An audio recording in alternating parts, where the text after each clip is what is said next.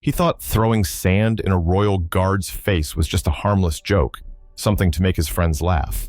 Instead, he unleashed a chain reaction that turned his life into a complete nightmare. Every little mistake came back to haunt him, and the price he paid was far greater than he ever imagined. But let's start from the beginning.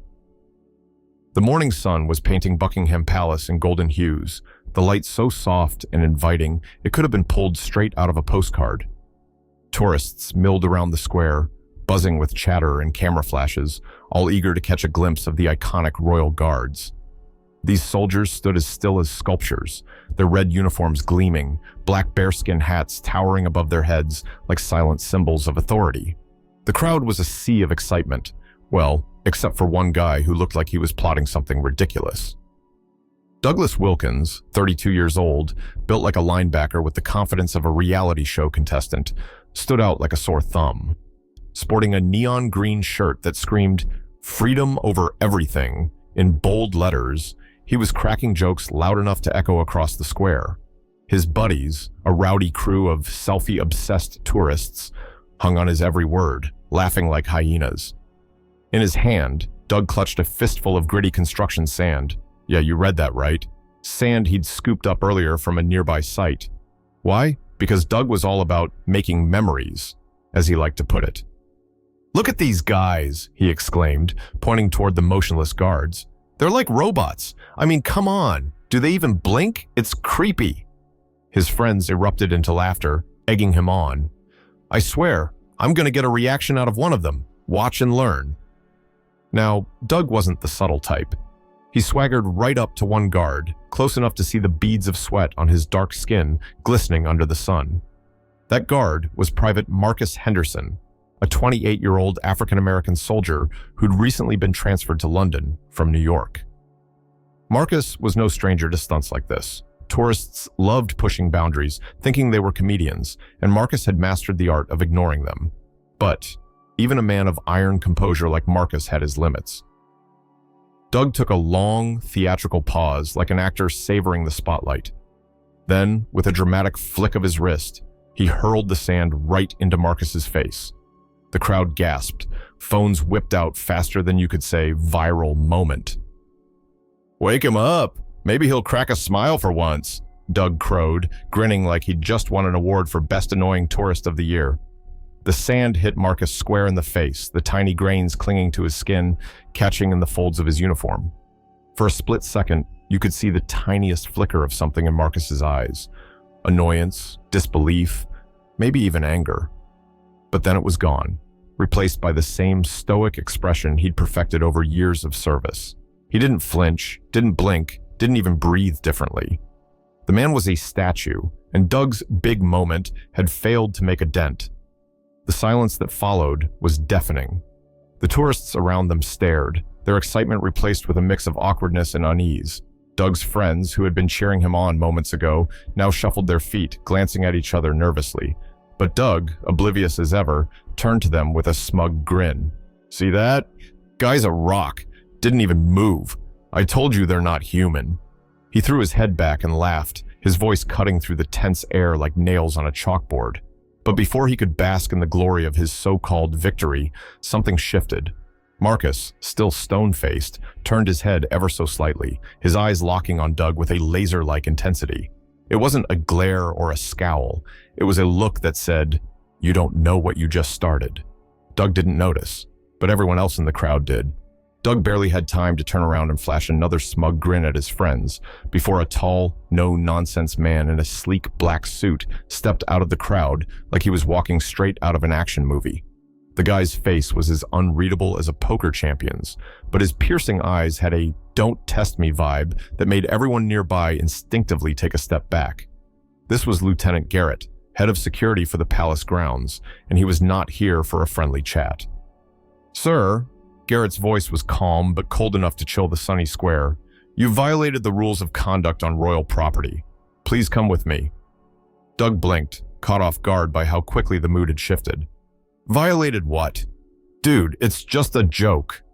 He tried to laugh it off, gesturing dramatically toward the guards. "You all take yourselves way too seriously. Relax a little." But Garrett didn't flinch. He simply stepped closer, his imposing frame casting a shadow over Doug.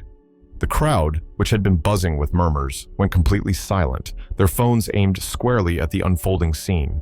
Doug's friends exchanged uneasy glances, suddenly unsure if their fearless leader was going to walk away from this unscathed. Garrett didn't wait for more excuses. He reached out, gripping Doug's elbow with just enough force to make it clear he wasn't asking. "This way, sir," he said, guiding him toward a small office tucked behind the gates. Doug huffed dramatically, trying to pull his arm away. "Seriously? You're making this a thing? For sand? You've got to be kidding me." No one laughed. Inside the security office, the atmosphere was tense, like the air before a thunderstorm. Doug slumped into a chair across from Garrett, still trying to play it cool. "So what now? You give me a slap on the wrist and we call it a day? Or do I have to write a formal apology to your robot guards out there?" His attempt at humor fell flat. Garrett ignored him, typing something on a sleek laptop. The faint click-clack of the keys was the only sound in the room until the door creaked open. Doug looked up and his smirk faltered. In walked Marcus. Gone was the bearskin hat, revealing close-cropped hair and sharp, focused eyes. He looked as composed as ever, but there was an undeniable weight in his posture, a quiet intensity that filled the room. Marcus didn't hesitate. He walked straight up to Garrett and nodded. "I'd like to file a formal complaint." Doug's jaw dropped. "You're joking, right? It's just sand, man. No one got hurt. What's the big deal?" Marcus turned to him, his expression unchanging. "It's not just sand," he said evenly. "It's disrespect. It's a reminder that some people think they can do whatever they want because they see us as props, not people." The words hung in the air like a slap. Doug shifted uncomfortably, opening his mouth to argue, but finding no words. Garrett handed Marcus a clipboard, and he began filling it out with calm precision. Meanwhile, outside the office, the real storm was brewing. Videos of the incident had already started making their way online, and the hashtag #RespectTheGuard was gaining traction at lightning speed. Clips of Doug throwing sand at Marcus and his over-the-top reaction afterward were plastered across feeds, accompanied by captions like, "This guy thought he could get away with it," and "What happens when you mess with the wrong guard?" In the comments, the internet was having a field day. Some people were furious, calling Doug out for his arrogance and ignorance. Others were gleefully sharing memes mocking his big moment.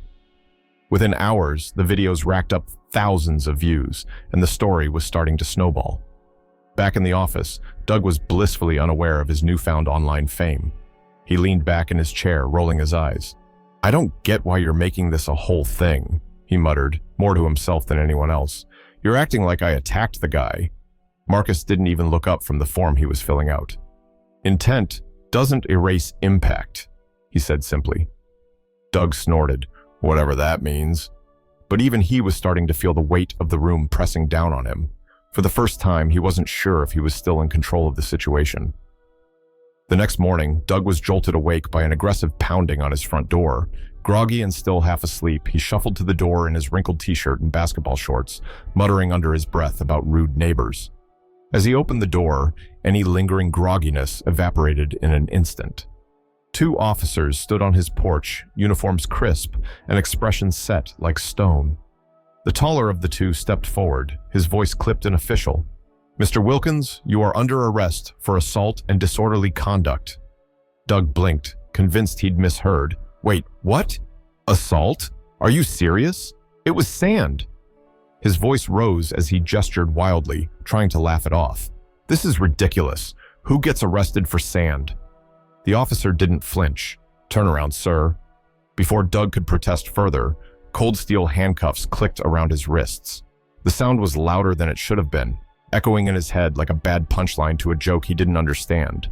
His neighbors peeked out from behind curtains and cracked doors, whispering amongst themselves as Doug was led to the waiting patrol car.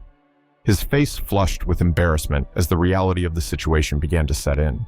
Meanwhile, the internet had already erupted. Videos of the sand-throwing incident had gone viral overnight, splashed across every platform imaginable. The hashtags #RespectTheGuard and #StandWithMarcus were trending, and news outlets were quick to pick up the story. Headlines ranged from "Tourists prank sparks national outrage" to "Royal Guard stands tall against public humiliation." Interviews with Marcus were the centerpiece of every major broadcast. Sitting in his crisp uniform, he spoke calmly, but with conviction.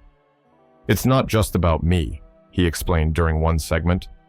"It's about respecting the people who serve, regardless of where they're from or what they look like." His words struck a chord, sparking debates about dignity, discrimination, and the casual disrespect service members often face. The public response was overwhelmingly in Marcus's favor. Support poured in from across the globe, with people sharing their own stories of resilience and solidarity. Marcus's poised demeanor and unshakable sense of duty turned him into an overnight symbol of integrity. Back in the courtroom, Doug's day went from bad to worse. His attorney tried to argue that the whole thing was a harmless prank, but the judge was having none of it. The viral videos and the public backlash left little room for leniency. "Your actions may have been intended as a joke," the judge said sternly, "but their impact was anything but humorous. This court does not tolerate behavior that demeans or endangers others." The verdict was swift: 30 days of community service, mandatory ethics training, and a hefty fine. Doug's jaw tightened as the gavel struck, sealing his fate. But the punishment didn't end there. Doug's employer, eager to distance themselves from the controversy, sent him an email terminating his contract. His social circle shrank almost overnight, as friends who once laughed at his antics now ghosted him entirely. Even his landlord hinted that renewing his lease might not be an option, citing concerns about unwanted attention. Meanwhile, Marcus's life took a dramatically different turn. His story became a beacon of positivity in an otherwise chaotic news cycle. He received a promotion within the ranks and was approached by several organizations to represent campaigns advocating for respect and equality. His calm perseverance and quiet strength turned him into a role model. Doug, sitting alone in his now empty apartment, finally had time to reflect. The silence was deafening. What had started as a laugh, a thoughtless, impulsive moment, had spiraled into a lesson he'd carry for the rest of his life. Sometimes, a joke can cost more than you're willing to pay. What would you have done in Doug's place? Do you think his actions were just a joke, or did they cross the line? Share your thoughts in the comments below. Have you or anyone you know ever experienced something similar? We'd love to hear your stories. Let's open up this discussion together. Don't forget to like this post and share it to spread the message. This story was created to shed light on an important issue and inspire positive change.